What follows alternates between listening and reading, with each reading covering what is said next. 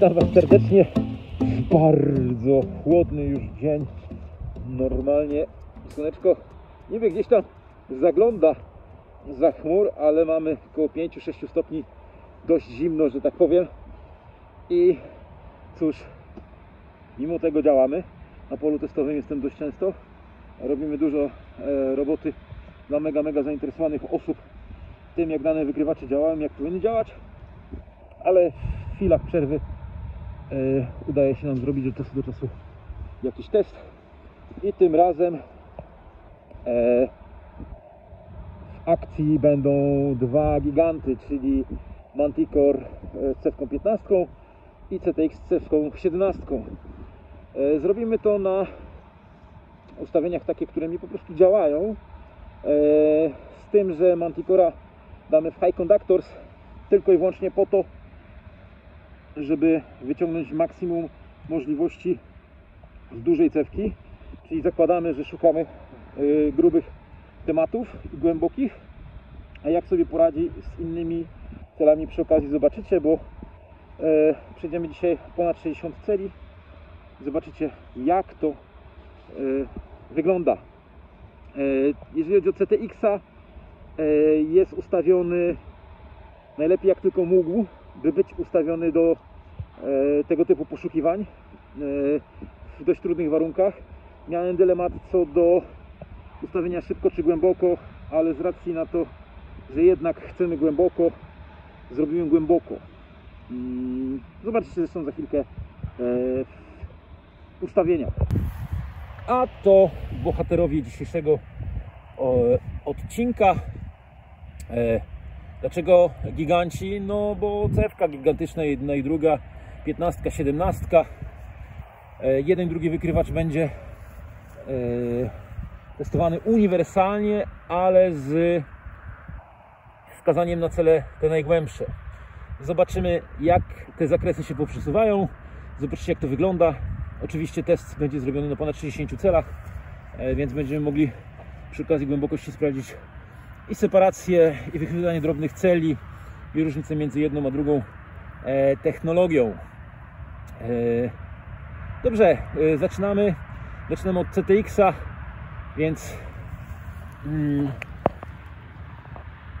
bądźcie cierpliwi, obejrzyjcie wszystkie cele po kolei, no i sami wyciągnijcie wnioski.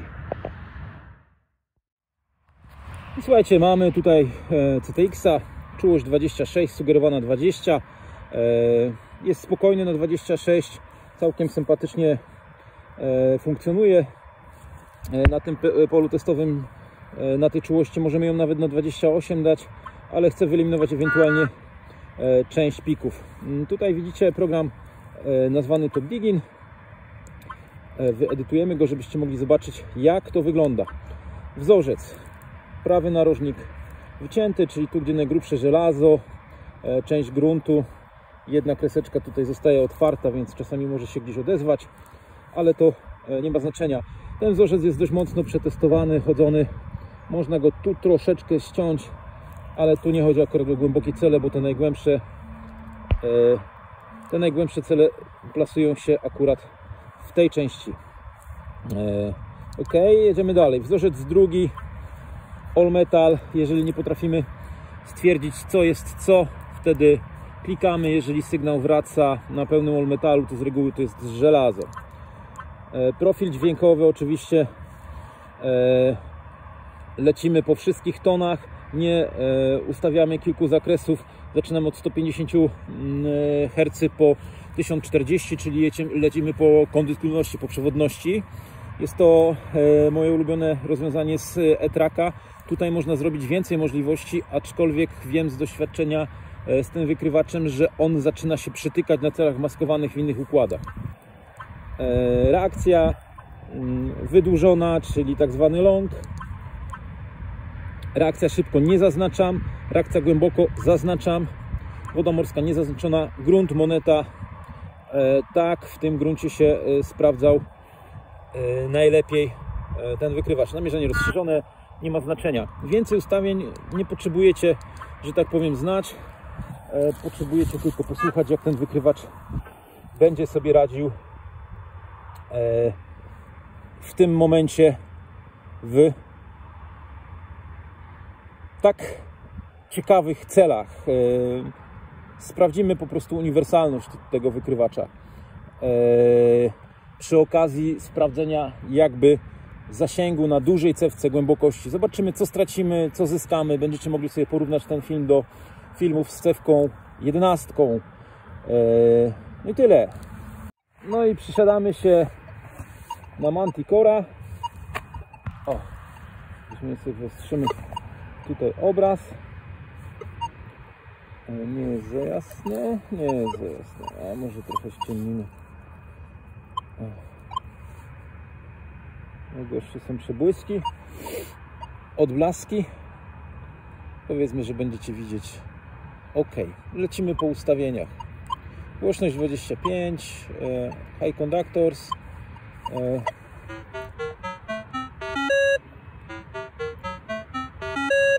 ok, grunt 44. Myślę, że sobie go dopompujemy gdzieś tu między celami.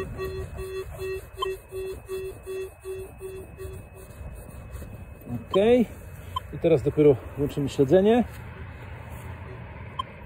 Recovery 5, all metal, customowe ustawienia takie pośrednie. Te wysokie przewodniki mamy wszystkie tutaj, średnie tutaj. To mamy mocno pootwierane, ale to nie ma znaczenia akurat w tym momencie. Widziałem na wielu filmach, że masa ludzi to otwiera do zera, to otwiera do zera. To są kamienie magnetyczne, to są kamienie magnetyczne. Tu potrafią być, tutaj jest ceramika i tak dalej. Więc w realnych poszukiwaniach niestety tego się nie da całkowicie otworzyć. To, co widzicie tutaj, to jest jakby efekt już rocznej pracy z tym wykrywaczem i weryfikowania różnego rodzaju celi. Także polecam, te ustawienia customowe sprawdzają się. Ferrous Volume 4, stabilizator wyłączymy sobie, aczkolwiek do trójki on jest bardzo łagodny, później dopiero zaczyna narastać. Wszędzie mam ustawione 2 tony, od 1 do 2 mamy tony żelaza, reszta narasta. Normal. Aha, istotne w normalu jest to, ja mam simple, to jest jakby mega podbicie, a dam wam simple, zobaczycie, on będzie głośniejszy, nie będzie miał modulacji, aczkolwiek ja używam w realnych poszukiwaniach troszeczkę inaczej. Czułość tylko 23, cewka M15, no i lecimy z porównaniem. A, jeszcze jedna bardzo ważna rzecz. Ten wykrywacz możemy stroić do gruntu, ale sam Mindlab poleca, aby to robić w bardzo, bardzo zmineralizowanych terenach. Tutaj tragedii nie ma, więc nie robimy tego. Lecimy. Cel numer 1. Cel kontrolny. Muszę wam powiedzieć jeszcze jedną rzecz. Po przejściu tych 60 celi CTX-em łapa boli. Tutaj jest na pewno lżej, ale nie jest super. Dobrze by było to gdzieś podczepić. Ok, lecimy. Cel numer 1.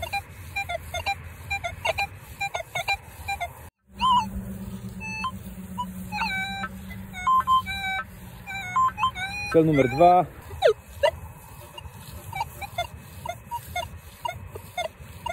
Cel numer 2.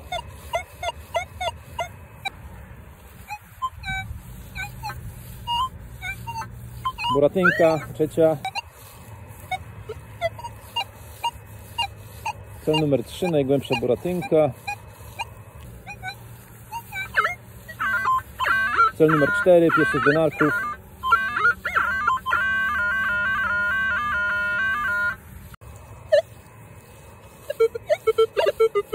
Cel numer 4, pierwszy z denarków. Cel numer 5.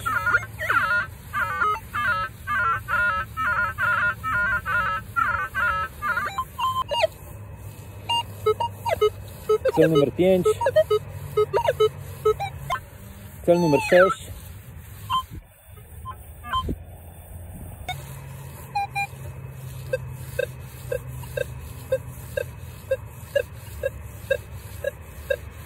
Na Generalu lepiej to pokazuje. Cel numer 7, pierwsza z kopiejek.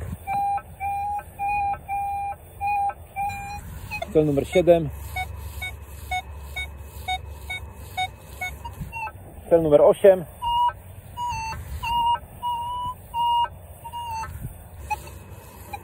Cel numer 8. Możecie sobie w ogóle obejrzeć film z dużą cewką na Generalu. Cel numer 9, najgłębsza kopiejka. Przy okazji troszeczkę maskowana. Cel numer 9.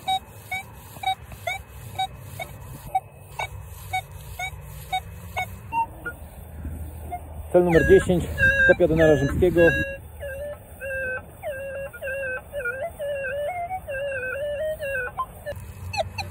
Cel numer 10. Cel numer 11.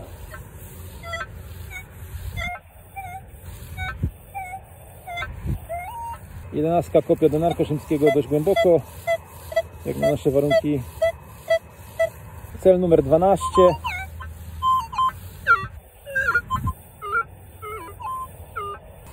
Cel numer 12, kolejny denar, kopia na już 25 cm. Cel numer 13, czyli taki, do którego ta cewka i ten program został przygotowany, czyli pierwszy depozyt. Jak widzicie, ID 1.31, czyli tak jak powinno być na skraju zasięgu.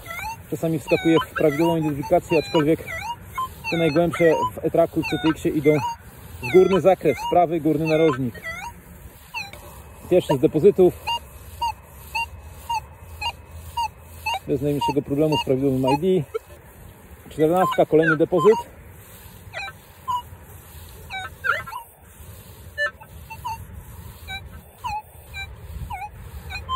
Sami ocencie, czy byście kopali.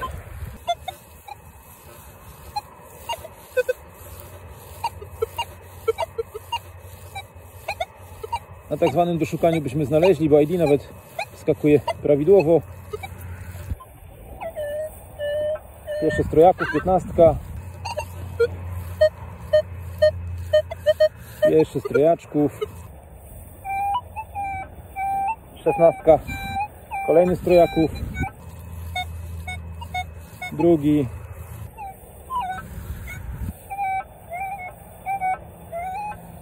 Siedemnastka. Trzeci. 18, pierwszy z denarków węgierskich.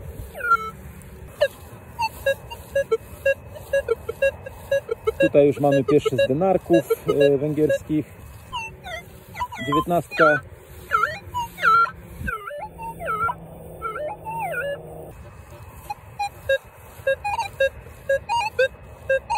Drugi z denarków. Teraz najgłębszy denarek węgierski.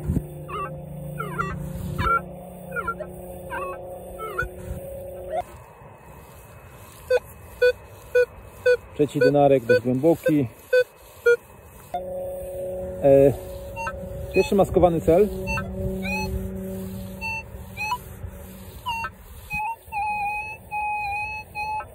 Raczej do wyhaczenia. Pierwszy maskowany.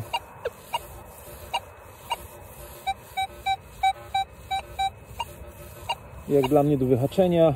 I jadzia.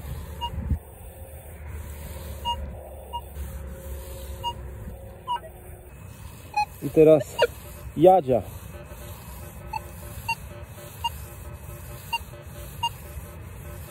Zdecydowanie wolniej trzeba machnąć niż w Generalu, żeby ją wyhaczyć.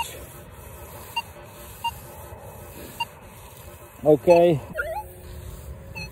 Cel numer 23.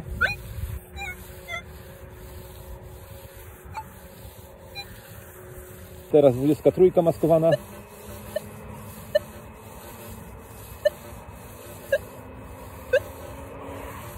Przy mocnym zwolnieniu jest. Na reaktywności 6 byłoby zdecydowanie lepiej, ale stwierdziłem, że ustawię wykrywać tak zwanie głębiej. Cel numer 24.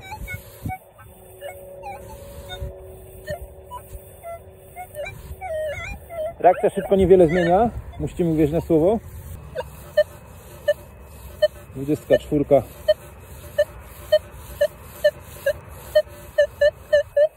Jak widzicie, jest bez problemu. Ciekawie się rysuje żelazo na dużej cewce. Widać, że szerzej to jest brane. Cel numer 25.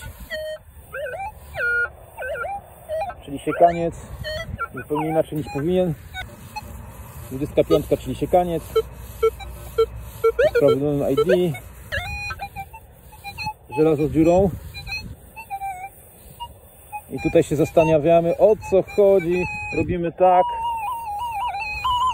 I już wiemy, że jest żelazo. Prawy narożnik. Żelastwo z dziurą. Dla obeznanych Manticore, że to jest nie do kopania. Cel 26.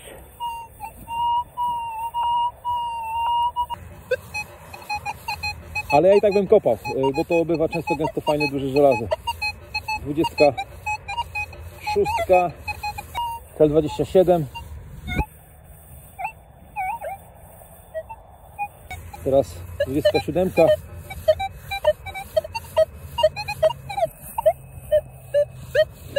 Czyli obrączka dość głęboka. Cel 28.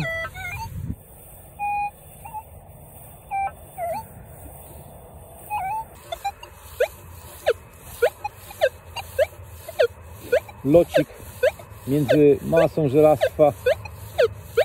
Zresztą widzicie to żelazo, które tutaj się gdzieś sytuuje. Cel idzie wtedy troszeczkę w drugą stronę, ale do kopania. Cel 29, czyli locik, nie, przepraszam, tutaj jest jedna 5-groszówka przy koksie. Cel numer 29. Cel 30. Cel numer 30.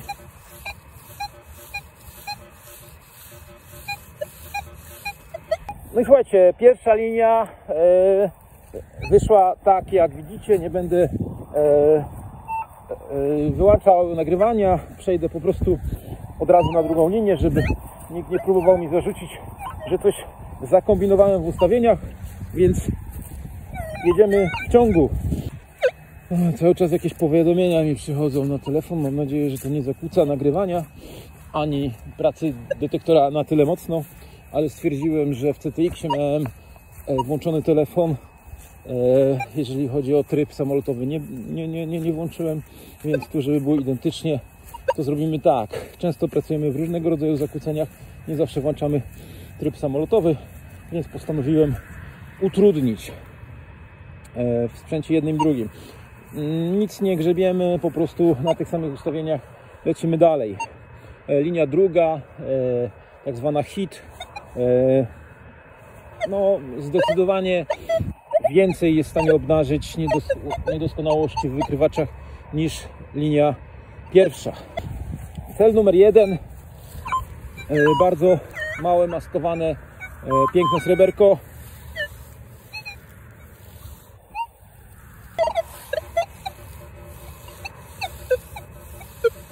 Bardzo wolno, żeby pokazało. Cel numer 2.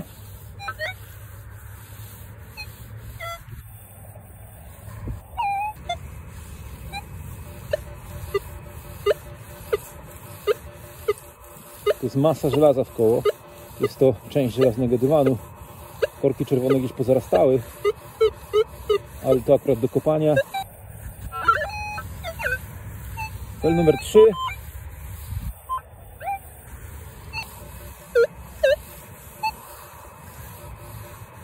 Tureczki nie ma.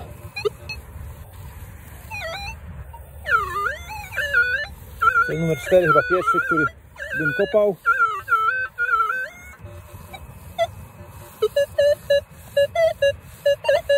Czwórka bez problemu.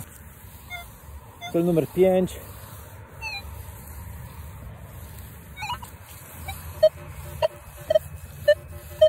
Piątka po żelazie, z drugiej strony po żelazie.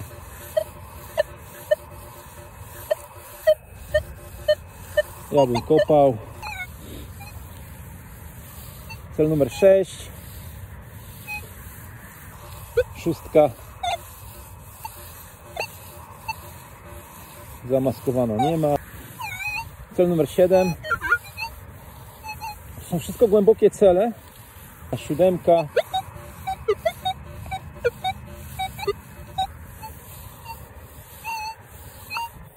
Ósemeczka do kopania. Aczkolwiek nie mogłoby pikać za bardzo. Ósemeczka. Bardzo mocno. Cel numer 9.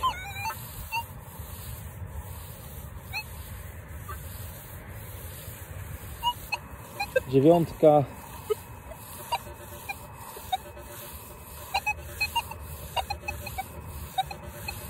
Widzicie, tutaj jest żelazo, bo obok jest żelazo. Tutaj te najgłębsze cele w tym zakresie idą w zakres kamieni magnetycznych, ale on się tu duplikuje. Także przy odrobinie szczęścia to by było do kopania.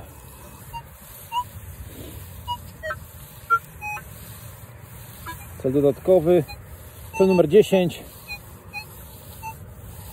Mikro złoto na 9,5-10 cm. Nie ma. Da się w tym wykrywaczu wyciągnąć bardzo głębokie cele, ale w miejscach, gdzie nie ma kamieni magnetycznych. Wtedy odblokowujemy ten prawy narożnik i naprawdę sięgamy mega głęboko. Ale jeżeli są miejsca, gdzie są kamienie, to niestety ten kawałek musimy wyciąć. Ok. Cel numer 10. Nie do osiągnięcia. 11. Cel teoretyczny specjalnie pod taką cewkę. 11. Damy buścik.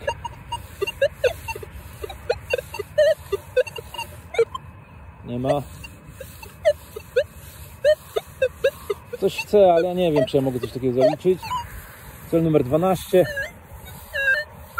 Mamy. 12.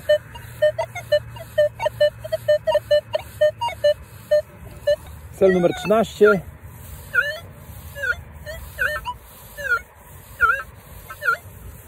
Trzynastka.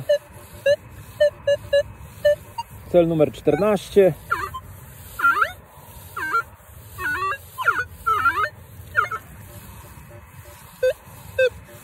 Czternastka.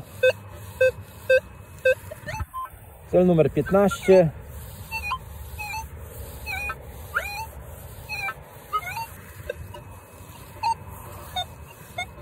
Piętnastka.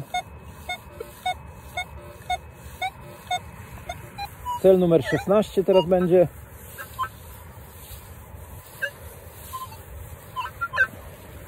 Teraz cel numer 16.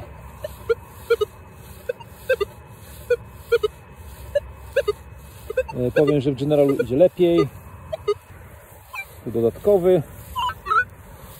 17. Dodatkowy cel. Cel numer 17.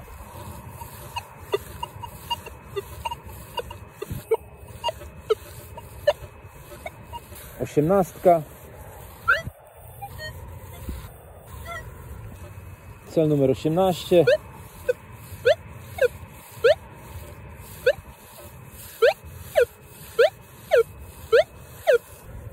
Dziewiętnastka. Cel numer 19.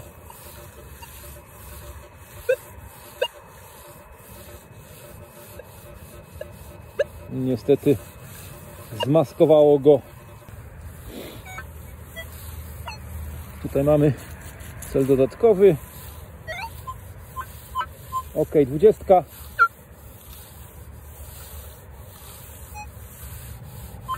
Nie ma.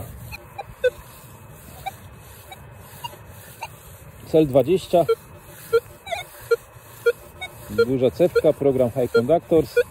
Mega małe złotko na głębokości około 8 cm. 21. Do kopania pięknie, momentami z prawidłowym ID. Cel numer 21.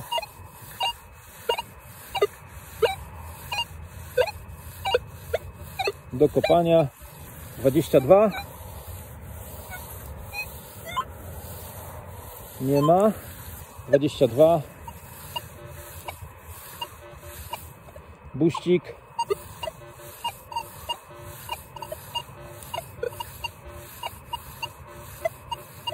To, o czym Wam mówiłem wcześniej. Oj, niepotrzebnie dostroiłem, miałem wyłączyć boosta, przepraszam.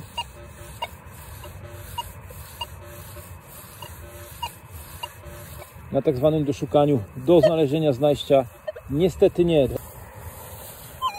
23. Zobaczcie, telefon dzwoni.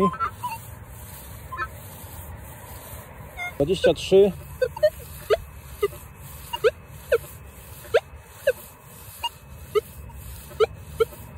To nie jest prawidłowe ID. O, teraz skoczyło prawidłowe ID, ale jak słyszeliście, zatrzymałoby mnie to. Dało niski przewodnik, no ale nie wiemy, co mamy w ziemi. Po spunktowaniu lepszym mamy prawidłowe ID. Cel 24. Rulon. Tak zwany rulon. Obojętnie z jakiego najścia. Cel 25. Bardzo ładnie, bardzo głęboki. Głębokie sreberko pod ceramiką. Kopia srebrnego denarka w jakiejś tam ceramice. Widać i ceramikę, i monetę. 30 przechodzimy. Cel 26.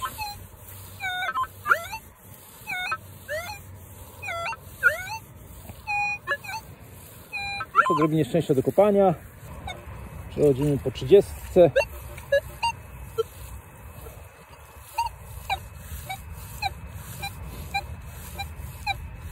Do kopania 27.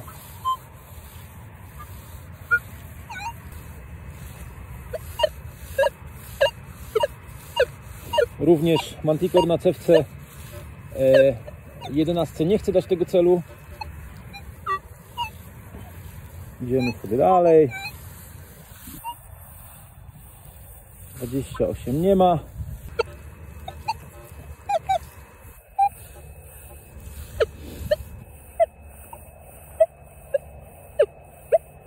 No, przy odrobinie szczęścia by nas to gdzieś zatrzymało, może byśmy podkopali, aczkolwiek to nie jest tak pewny sygnał jak na mniejszej cewce. Po prostu zabiera zbyt dużą ilość danych, stosunek gruntu, śmieci, nieakceptowalnych, różnych krzywdzących rzeczy względem celu jest zbyt duży, dlatego nie pokazuje. 29, czyli depozytowy jest. Sztabka olbrzymim zapasem, około 30 cm.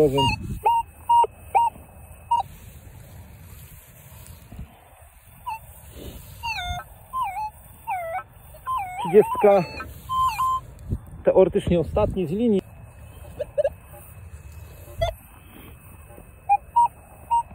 Pół kilograma srebra na około 75-80 cm. Również z olbrzymim zapasem. Damy boost. Myślę, że 40 cm zapasu. Wyłączam boost. Ale mamy tutaj jeszcze klamrę. Dość głęboką. Około 55-60 cm. Klamra, z którą właściwie problem ma masę wykrywaczy. A tu bez problemu, wcale nie głaskam po ziemi. Jak przygłaskam, to jest tak. Myślę, że jestem z 10 cm do 15 nad ziemią w tym momencie. A teraz taka normalna wysokość. Tu jest płytki cel. Srebrna popielniczka. Popielniczka i test sapera. Unoszę dość wysoko overload, czyli tak powiedzmy średnio test Sapera lepiej niż w CTX-ie. Przy zjechaniu, że prawie głaskam, i tak jest kolor. Podnosząc, widzę prawdziwe ID. Nie ma overloadu, czyli nie przejdziemy po bardzo płytkim skarbie, co w większości wykrywaczy jednoczęstotliwościowych się dzieje. Oczywiście, jeżeli ustawimy nisko kHz, no to wtedy jesteśmy w stanie coś takiego trafić. W tym przypadku niestety, kiedy jesteśmy ustawieni na drobnice czy na średnie monety, gdzie częstotliwość jest powyżej tych 3-4 kg, no to jest problem. Słuchajcie, chwilę podsumowania. Liczą się doświadczenia, liczą się odczucia. Ja z CTX-em nie chodziłem tak dużo jak z E-Trackiem, ale są to bardzo podobne wykrywacze. CTX jest troszeczkę jakby bardziej ułożony, mniej piskliwy, spokojniejszy, przez co być może troszeczkę gorzej działa niż E-Track w ekstremalnych jakby głębokościach, miejscach, gdzie jest bardzo dużo maskowanych celi.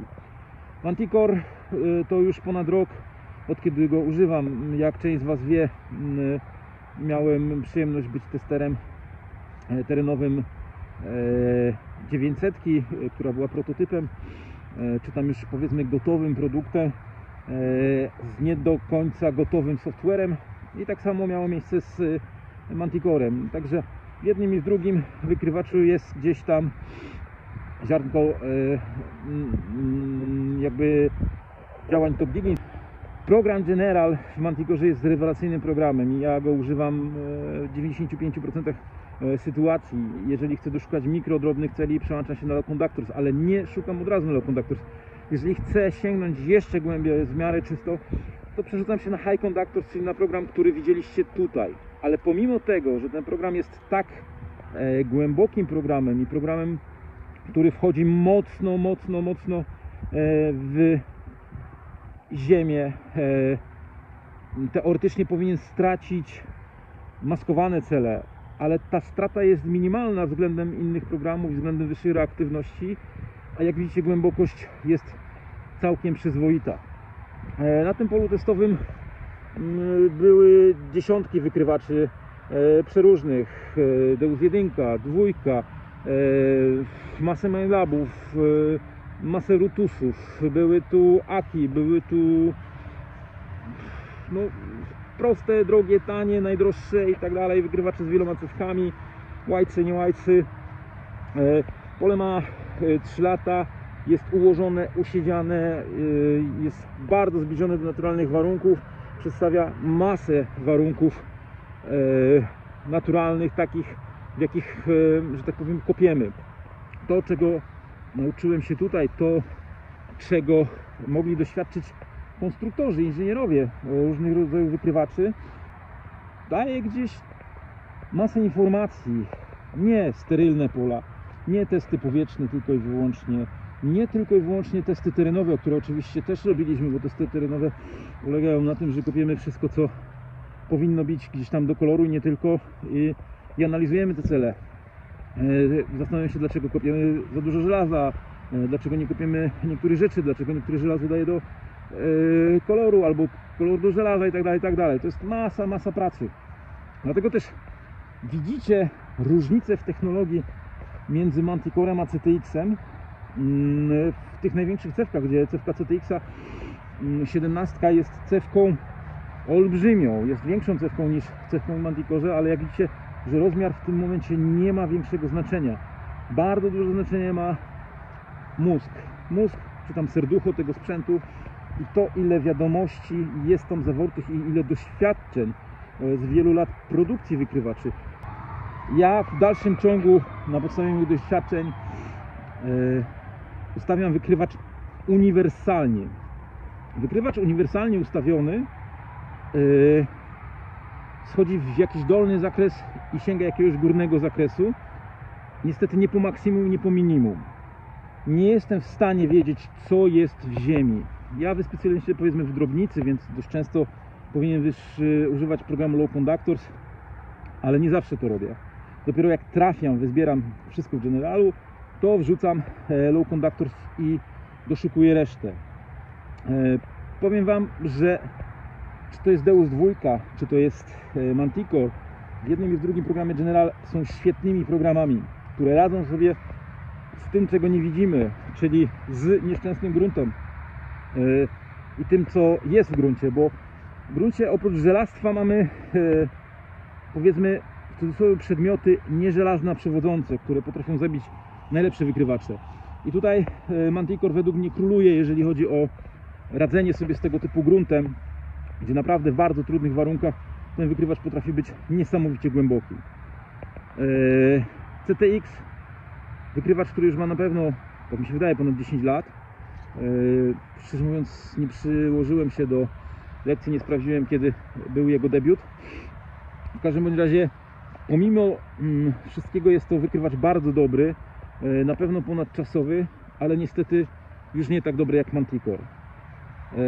Znam ludzi, którzy do dziś używają CTX-a w specyficznych warunkach i twierdzą, że jest lepszym wykrywaczem, bo na przykład nie kopią niektórych śmieci, które kopiemy Manticorem. Tam po prostu jest inaczej powycinany zakres soli, folii i tak dalej. Ale to nie ma znaczenia. W Manticorze możemy sobie to zrobić sami i ręcznie. Znaczenie ma to, ile sami jakby zrozumiemy dany wykrywacz. Jak do tego dojdziemy i czy do tego chcemy dochodzić.